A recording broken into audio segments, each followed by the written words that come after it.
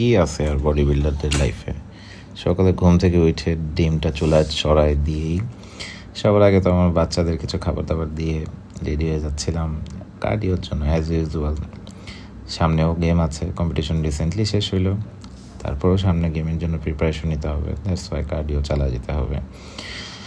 So cardio শুরু করলাম, 40 মিনিটের ওয়াক। আমার কার্ডিও পার্টনার দুলাল মিসিং, সো একা একা কার্ডিও করে আসলাম। ধানমন্ডি লেক থেকে এসেই মিলটা রেডি করে রাখছিল আমাদের পাওয়ার গার্ল।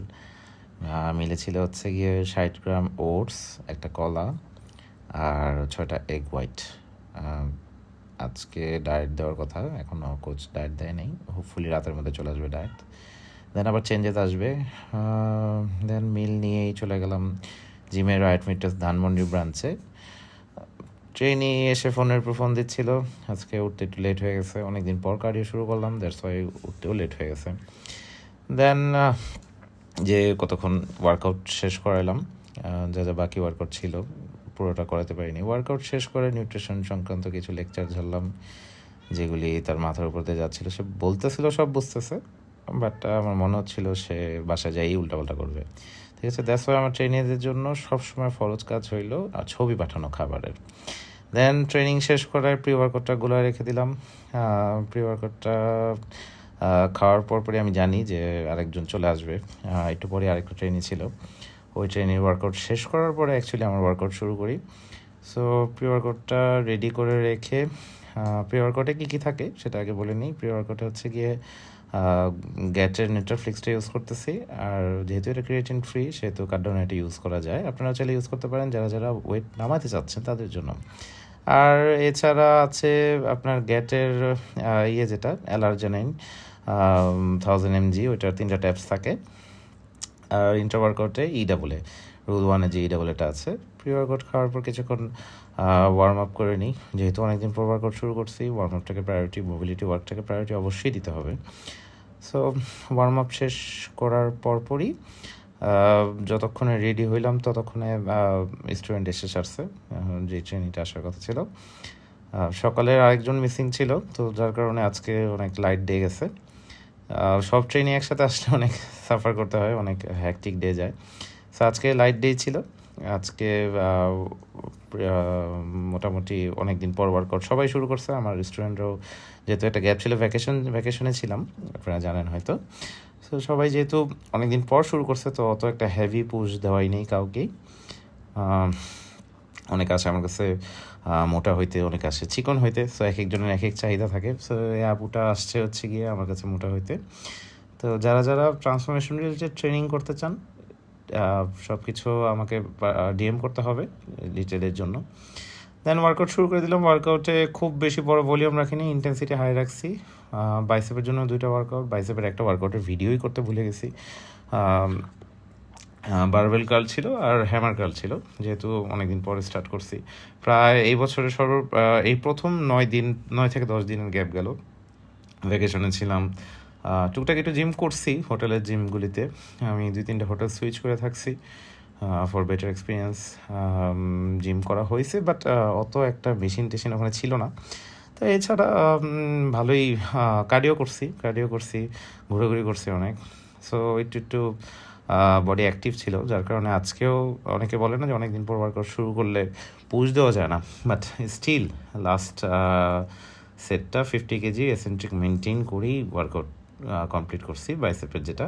আর সাথে হ্যামারকাল ছিল, হ্যামারকালের শ্যুটটা করতে ভুলে গেছি, স্ট্যান্ড দূরে ছিল একটু, যার কারণে শ্যুট করতে পারিনি। ইন্টেন্সিটি হাই ছিল, লং ভলিউম করিনি। 4 থেকে 5 সেটের মতো সর্বোচ্চ গেছি। 4টা ওয়ার্কআউট টোটাল ছিল, এর মধ্যে বাইসেপের মেইন ওয়ার্কআউটে রাখছি হচ্ছে বাইসেপ কার্ল, যেটা এই ওয়ার্কআউটটা হেল্প করছে লাস্টের দিকে। তো ভাই এসে সাপোর্টের জন্য কাউকে পাচ্ছিলাম না, সে অবশ্য যাচ্ছিল তো যাওয়ার সময় একটু ডাক দিয়ে সাপোর্ট নিয়ে নিয়েছি চান্সে। ভালো পাম্প হয়েছে, আপনারা দেখতেই পারতেছেন, অনেকদিন পর যেহেতু শুরু করছি। যদিও ডায়েট ঠিক না থাকলে পাম্প আনা কিংবা ওয়ার্কআউট ইন্টেন্সিটি বাড়ানো এটা খুব টাফ হয়ে যায়। ডায়েট অ্যাকুরেট থাকলে অনেক হাই ভলিউমে অনেক ইন্টেন্সও করা যায় অনেক সময় ধরে, বাট আজকে বেশিক্ষণ করতে পারিনি। আজকে 1 ঘন্টার ভিতরে সব কিছু কমপ্লিট করতে হয়েছে। বাইসেপের পাশাপাশি বাইসেপ ট্রাইসেপের পরে আবার হালকা একটু অ্যাপস ওয়ার্কআউট করছি, দেন শেষ করছি ওয়ার্কআউট। সো ট্রাইসেপের জন্য যেটা ইউজ করছি এটা হচ্ছে ক্যাবল পুশ ডাউন, স্ট্রেট বার ক্যাবল পুশ ডাউন, যেটা এটা একদম এসেন্ট্রিক মেনটেন করে এই উইকটা এসেন্ট্রিক মেনটেন করেই চালাবো, 4 থেকে 6 সেকেন্ডের একদম স্লো, এবং কন্ট্রাকশনে একটু হোল্ড দিব, 2 সেকেন্ডের হোল্ড দিব। দেন চেষ্টা করব নেক্সট উইক থেকে আবার এসেন্ট্রিকটা ফাস্ট করে ফেলার, অর্থাৎ 1-2 সেকেন্ডে নিয়ে আসার। এমনি পুশ দেওয়ার চেষ্টা করছি যতটুকু পসিবল, হেভি যাওয়া পসিবল, বডির কন্ট্রোলে রেখে, ঠিক আছে, যথেষ্ট হেভি যাওয়ার চেষ্টা করছি। ম্যাক্স যত মারছি ততটুকু পর্যন্ত যেতে পারিনি, বাট স্টিল বডিতে যতটুকু কন্ট্রোলেবল ওয়েট ছিল, মডারেট ওয়েট, সেটা নেওয়ার চেষ্টা করছি প্রতি সেটেই, সেটা ট্রাইসেপের জন্য, বাইসেপের জন্য সেমই। সো এটা একটা করার পরে রিভার্সে চলে গেছি। রিভার্সেও খুব একটা হেভি বলবো না, বাট স্টিল 3 সেট, তিনোটাই ফেলিওর ছিল। ফেলিওর অ্যাচিভ করার চেষ্টা করতে হবে প্রতিটা ওয়ার্কআউটের মধ্যে। আমাদের চেষ্টা করতে হবে যে আমরা যাতে অ্যাটলিস্ট লাস্ট যেই 2টা ওয়ার্কিং সেট আছে, ঠিক আছে, সেই 2টাতে ফেলিওর অ্যাচিভ করার। সবাই মনে করে যে রুটিনে দেওয়া থাকে 3টা সেট, 3টা সেটই 10 থেকে 12টা রেপস মেরে চলে যায়। তো বেশি মানুষ এই ভুলটা করে, যার কারণে দেখা যাচ্ছে গ্রোথ হয় না, মাসেল গ্রোথ পায় না পর্যাপ্ত ওয়ার্কআউট করার পর, অনেক হাই ভলিউম ওয়ার্কআউট করার পর। সো ওয়ার্কআউট শেষে মিলটা নিয়ে ফেলছি রায়হান ফিটনেসেই বসে। কিছু করার থাকে না, কারণ এত ক্ষুধা লেগে যায় যে আসলে কাটডাউনে এটা যারা ঢুকে তারা বলতে পারবে যে কী পরিমাণ ক্ষুধা লাগে। আর অবশ্যই সব খাবারই ছিল অয়েল ফ্রি, এয়ার ফ্রাই করা। প্রোটিন নিয়ে যেতে ভুলে গেছি, সো বাসায় এসে তারপর প্রোটিনটা খাইছি। প্রোটিনটা শুধু প্রোটিনই ছিল, যেহেতু কাটডাউনে আছে, ও সাথে মাল্টিভাইটামিনের স্ট্যাপস ছিল। তো বাসায় বসে প্রোটিনটা খেতে ভালোই লাগছে, ঠিক আছে। তো প্রোটিন হিসেবে ইউজ করতেছি আইসো এক্সপি, যেটা সেটা ছিল কয়েকদিন আগে খোলা, তো ওইটাই আপাতত খাচ্ছি। এরপরে মিল নিছি একটু গ্যাপে, ডোরি ফিশ ছিল, ডোরি ফিশ আর 150 গ্রাম রাইস ছিল। এরপরে কিছুক্ষণ ভিডিও এডিটিং করলাম, আমাদের ভিডিওগ্রাফার যে রাবি ভাই, সে কয়েকটা ভিডিও ক্লিপ পাঠাইছে, তো সব কিছু অ্যাপ্রুভ করে দেন পেজে দিয়ে দিতে বললাম। ভিডিওগুলি তেমন একটা লং লেন্থে শ্যুট করতেছি না আপাতত, ছোটো ছোটো ভিডিও করতেছি।